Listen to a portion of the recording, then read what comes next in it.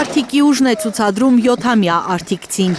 Ասում է, հենց այսպես մարտական տրամադրված հունիսի 7-ին ընտրատեղամաս են գնալու արդիկցիները ու քվեարկելու են Հայաստան դաշինքի վարչապետի ամենաուժեղ թեկնածուի օգտին։ Ես ուզում եմ, որ մեր Հայաստանը լինի ուժեղ եւ հզոր, ինչպես իսկական չեմպիոնը, հարգելի նախագահ, մենք սպասում ենք ձեր հաղթանակի, որպեսզի մենք երեխաները մեծանանք անհոգ եւ խաղաղ երկրում, բարի գալուստ արդիկ։ Այ 7 տարեկանը գիտի, որ պայքարել է պետք, ուժ է պետք, կառավարությունում չգիտեն։ Միգուցե պաշտոնյաների խելք սովորացին են մի քիչ։ Ուրախ են արդիկցիները իրենց տանը տեսնել Արցախի առաջին Հայաստանի երկրորդ նախագահ Ռոբերտ Քոչարյանին։ Հունիսի 7, համար 17։ Ներսիկավոր եք և ոչ մենք դուք, հարևան, ընկեր, բարեկամ, բոլորի պետք է համոզեք, որ այսպես շարունակել չի կարելի, նույն ճանապարհով մենք պատրաստ ենք գնալ, ես պատրաստ չեմ։ Վճռական են տրամադրված արդիկում, այլևս չեն հանդուրժելու չարիքի իշխանությանը, որ բերել է առնվազն 3 պատերազմ, հայրենիքի կորուստ, զոհեր։ Փրկություն կա, միայն պետք է մասնակցել ընտրություններին ու քվեարկել Հայաստան դաշինքի օգտին, ասում են քաղաքացիները։ Ես չեմ ուզում մեր Սյունիքը Արցախի օրը լինի, մեղք են այս ժողովուրդը, այսքան մարդիկ կան, շատերի կեսը Արցախից են, որից ես ճանաչում եմ սեստե, խնդրում եմ այդ գործը քո ձեռքի վրա վերցնես, մտնես վարչապետ։ Ուրախանում ենք ձեզանով,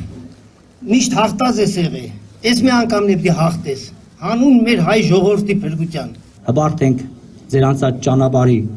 այն ուղիները, որոնք դուք կյանք եք տվել Հայաստանի, զարգացել եք տնտեսությունը, արդյունաբերությունը ձեր օրոք, ունեցել ենք անվտանգային համակարգ, արթ ու պատվով բանակ ենք ունեցել, արժանապատիվ բանակ։ Ցանկանում եմ, որ այս նույն եռանդով, միասին բոլորով հասնենք այդ նույն կետին, ինչ ունեցել ենք 2008 թվականը։ Հավատում եմ ձեզ, հավատում եմ իմ ժողովրդին, որովհետև կանգնած է յուրաքանչյուր մարդ հանուն իր հայրենիքը փրկելու համար։ Բոլորիդ ասում եմ, միասին պայքարելու ենք ամսի 7-ին հաղթելու համար։ Խոստացեք բոլորդ։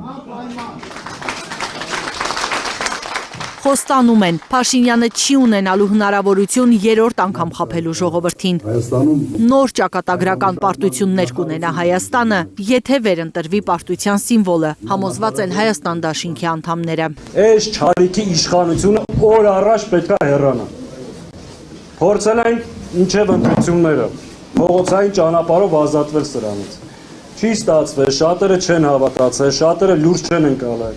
Մասնակցել են 21 թվականի ընտրություններին, մի բան ենք ասել ենք, եթե պարտության, պատերազմի սիմվոլը վերընտրվի, Արցախը հայաթափվելու է եւ սկսվելու է Հայաստանում թրկացման process։ Այն ժամանակ, որ ասում են, ես ինչ եք ասում։ Բայց դժբախտաբար այսօր Արցախը հայաթափված է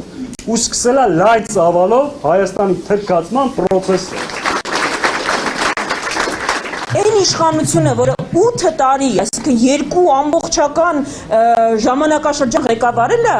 ու հաստատ մեր ունեցած ամենալավը չի եղել։ Եկել է հիմա էլ ասում մի հատ էլ ինձ 5 տարի տվեք։ Այսինքն ես ամենաերկարը ղեկավարեմ այս ազգին։ Ժողովուրդ ջան, այս ազգը արժանի է, որ այս իշխանությունը իրան ամենաերկարը ղեկավարի։ Մենք ասում ենք, որ հաստատ չէ։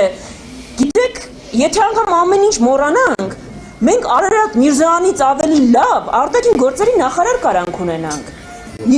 Սուրեն Պապիկյանից ավելի լավ պաշտպանության նախարար կարանք ու պիտի ունենանք։ Գևորգ Պապոյանը մեր ամենալավ էկոնոմիկայի նախարարը չի։ Էլ չեմ ասում, որ Նիկոլ Փաշինյանը հաստատ մեր ամենալավ վարչապետը չի։ Ամոթ է այս ազգի համար 13 տարի ունենալ այսպիսի ղեկավարություն։ Հայրենանվեր, արժանապատիվ, ուժեղ ղեկավար է այսօր տեսել արդիկը, ասում են քաղաքի բնակիչները։ Իրար հեշտ չեն տալիս, լուսանկարվում են նախագահի հետ։ Միադել պարոն նախագահիս հետ ես նկարվեմ։ Ինքնագիր խնդրում։ Քաղաքացիների հետ շփումը շարունակվում է դրսում։ Նրանք, ովքեր չեն տեղավորվել շտաբում, չնայած անձրևին համբերատար սպասել են դրսում։ Ժորժ ջան, ուղղակի կներեք, սենց անձրևային պայմաններ էր։ Երկրորդ նախագահը ջերմ ողջույն է ստանում նաև պատուհաններից։ Հունիսի 7-ին, համար 17-ին։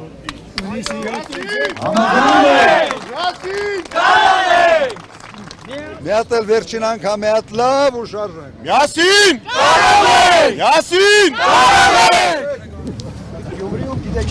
Շիրակցիները երկրորդ նախագահին միասին կարող ենքի բարբարային տարբերակն են առաջարկում։